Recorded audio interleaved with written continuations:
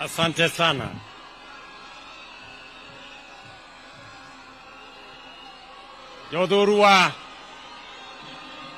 Jodorua untie.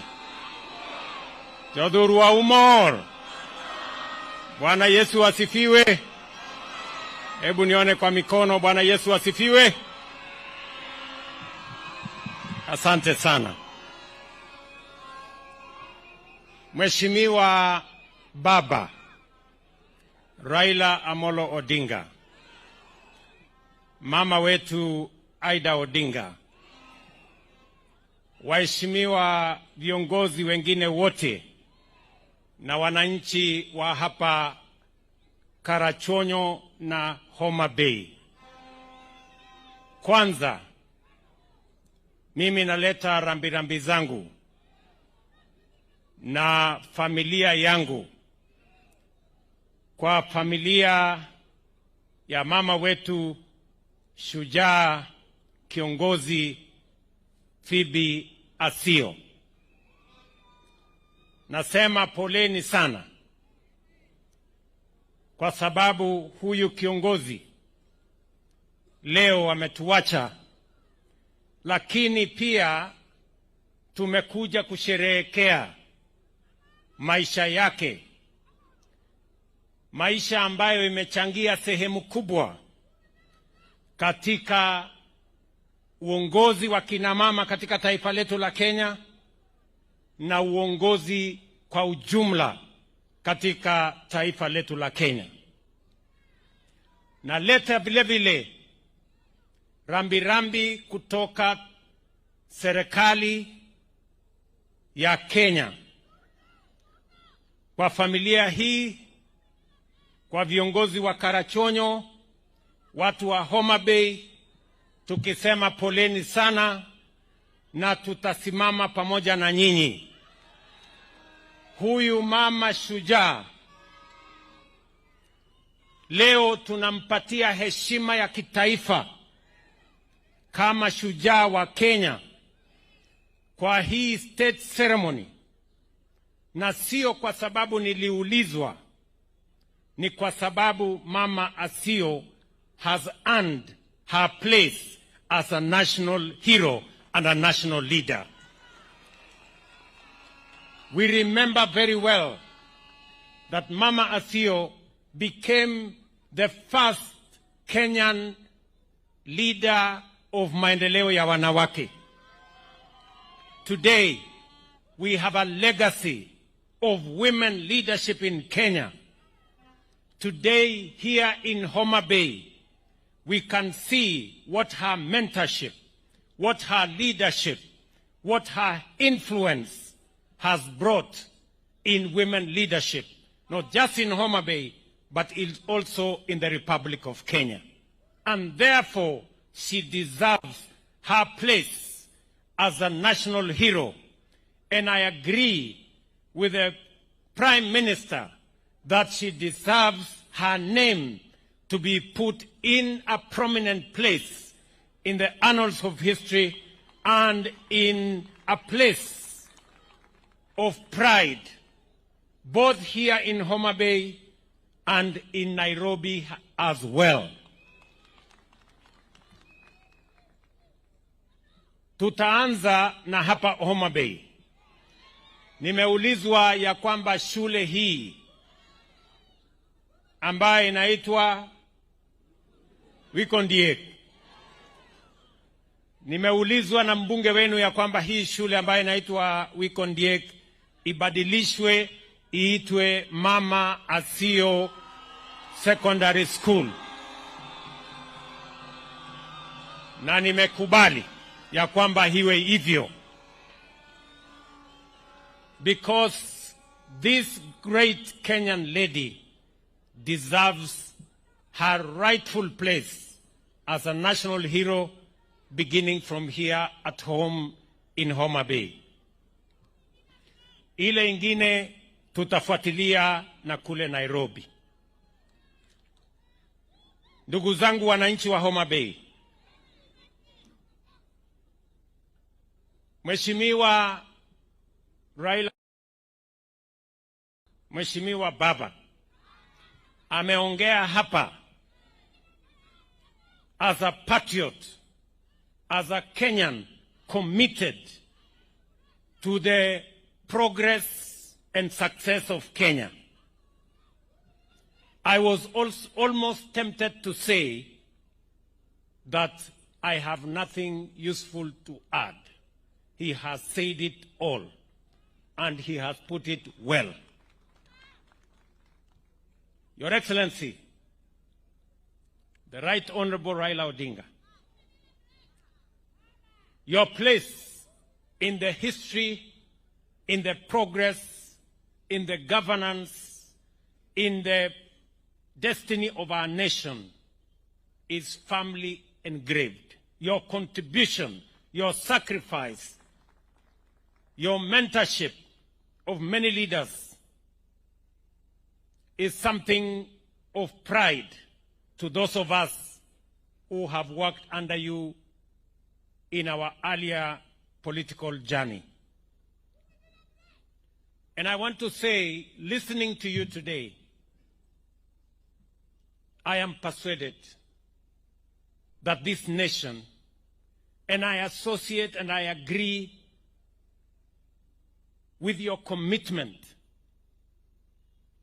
and your conviction that Kenya is a great country, because it is a great country. It is only that some do not understand the potential and the greatness of this nation.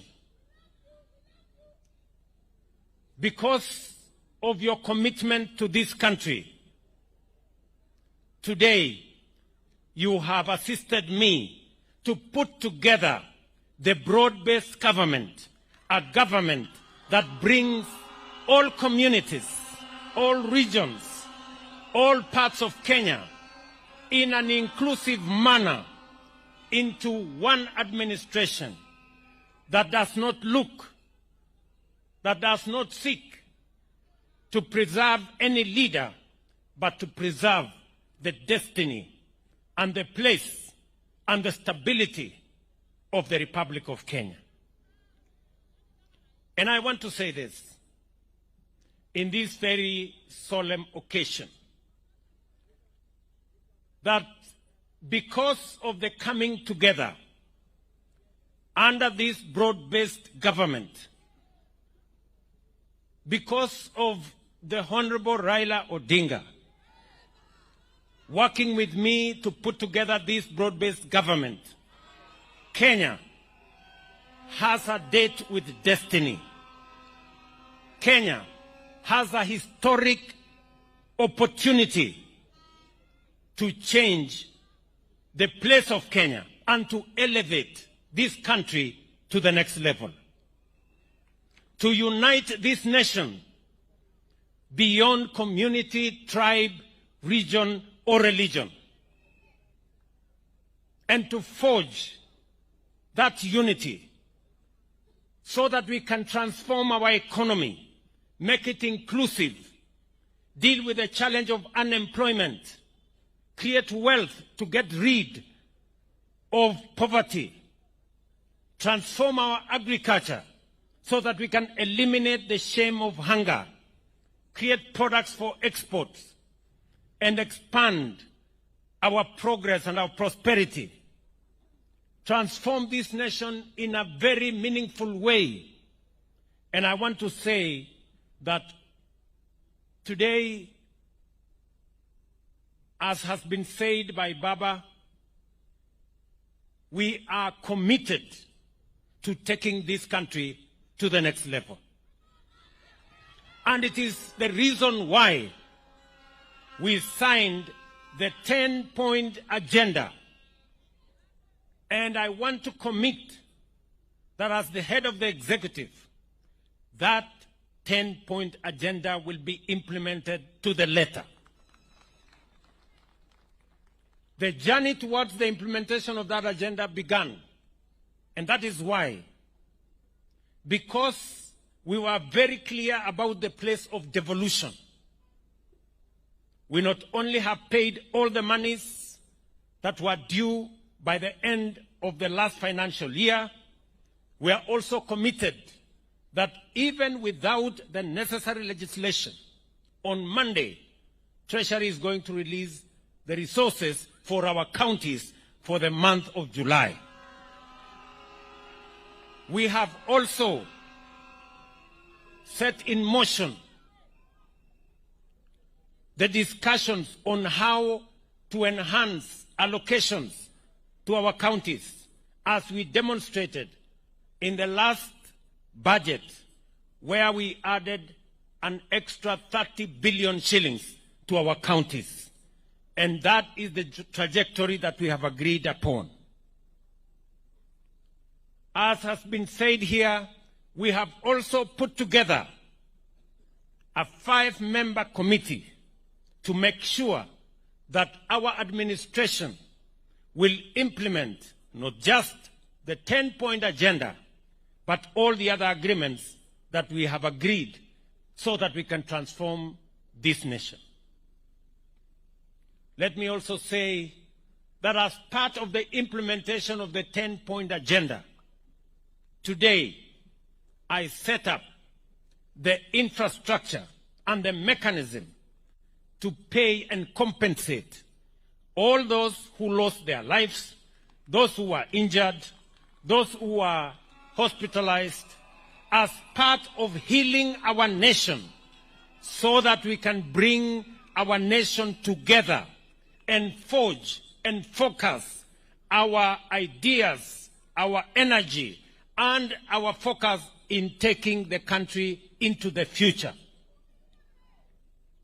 Let me also say that as part of this momentum, Baba and I have agreed that we will also make sure that the agreements we have signed under the 10-point agenda and all the other commitments that we have made on devolution, on implementing NADCO, on implementing all the other programs, will be undertaken by making sure that our parliamentary groups are aligned so that they can assist us process the necessary documentation, pass the necessary legislation, and provide the necessary funds for us to be able to implement the commitments we have made. And therefore, I want to say on this occasion that we are not doing trial and error. This is not an exercise of guesswork. We know where we've come from. We know the risks our nation has gone through. And we know what we must do and where we must go so that we can secure the peace, the stability, and the progress of our nation. Let me conclude my remarks by saying that while in Homa Bay today, leaders here have asked that we focus on the development of the nation as we focus on the development of this county. Let me commit that we have provided in this year's budget enhanced resources for the development of this county. I am aware that this county and this region requires affirmative action, because for a very long time, this region has not benefited from the resources and the development of our country as other regions have. It is the reason why we have enhanced the budget, for example, for roads, from about 500 million last year to 3.2 billion shillings this year, and another 2 billion shillings will be allocated in the short term, so that we can bring back all the contractors for all the roads that had stalled. I want to commit to you that all the contractors are back. Those which are not back, they will be back, we now have the resources to make sure that we complete the roads that we made our commitment upon in this region. Not just those which are ongoing, but we have also committed to build 5 new roads. We have committed to build 5 new roads in Homa Bay County as part of the process of affirmative action. Huyo mama angoje tu nitamuona baadaye. Relax hapo. As part of making sure that we build the necessary infrastructure to underwrite and to form a foundation for the progress and the development of this county and our country, Kenya. This tall man, Mheshimiwa Adipo, has mentioned some of the roads that we already agreed. I want to tell the people of Karachuonyo, ile barabara mulituambia na huyu bwana Odipo ama Adipo, huyu mtu mrefu, barabara ya Namba Karabuok Adiedo. Hiyo barabara contractor yuko hapo na hawezi kutoka mpaka akamilishe hiyo barabara.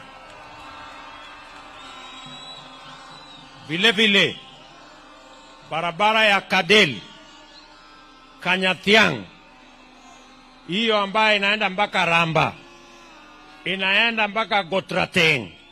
Hiyo barabara karibu kilomita 70, contractor amerudi, hawezi kuondoka mpaka akamilishe hiyo barabara. Na zile barabara zingine ambazo nimesema tumeongeza pesa ya kuzitengeneza, kwa sababu mambo ya ujenzi wa barabara katika hii sehemu ilichelewa. Vile vile najua ya kwamba watu wengi katika sehemu hii hawajapata stima, na ndio sababu tumeprovide pesa shilingi bilioni 2 kuunganisha stima kwa wananchi ama manyumba ama households 20,000. Kazi ambayo inaendelea kutoka sasa mpaka Disemba, tutakuwa tumeunganisha nyumba 20,000 hapa Homa Bay, as part of bringing every part of the country together so that we can move together as a nation. Mimi nataka niwashukuru watu wa Homa Bay katika program yetu ya kuhakikisha ya kwamba kila mwananchi anapata matibabu. Watu wa Homa Bay mumejisajili, nyinyi ni county namba 13 kwa Kenya mzima kwa kujiandikisha kwa mpango wa SHA. Mimi nasema pongezi Governor Wanga, pongezi government ya hapa Homa Bay, pongezi watu wa Homa Bay. Endeleeni hivyo, na tunataka kila mwananchi ajisajili, ndio tuhakikishe ya kwamba mambo ya afya sio starehe ya watu matajiri ama watu wanaoweza, ni haki ya kila Mkenya bila ya kujali uwezo wao wa kifedha. 533,000 people in Homa Bay are now registered in SHA. And as I said yesterday, and I want to repeat it here when I'm in Homa Bay, mwananchi aende hospitali pale level 1, level 2, level 3, level 4, outpatient, atibiwe, apatiwe dawa na asiulizwe pesa yoyote, aende nyumbani, kwa sababu serikali ya Kenya tumeweka pesa ya kuhakikisha ya kwamba matibabu ya wananchi iko sawa sawa.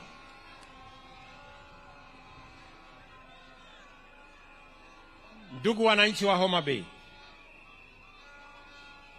mbele yetu hapa amelala kiongozi mama, shujaa wa taifa letu la Kenya. We are sending her today in a state funeral because she made a contribution to the Republic of Kenya. And as we do that, Let me also say that on the issues that the Honorable Adipo mentioned, amesema ya kwamba mnahitaji madarasa katika shule yetu hapa, na shule hiyo inahitaji basi. Kwa heshima ya mama huyu, mimi nitahakikisha kwamba madarasa haya yamejengwa na basi hiyo imeletwa kwa shule yenu hapa. And finally,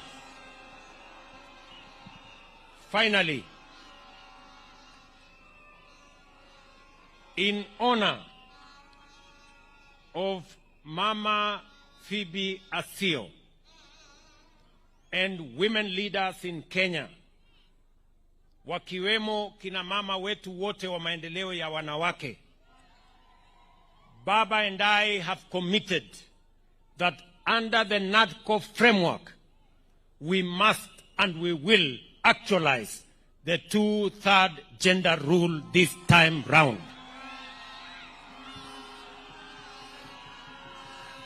Kwa hivyo, wana Homa Bay, mimi nataka niseme asante sana kwa kutukaribisha hapa.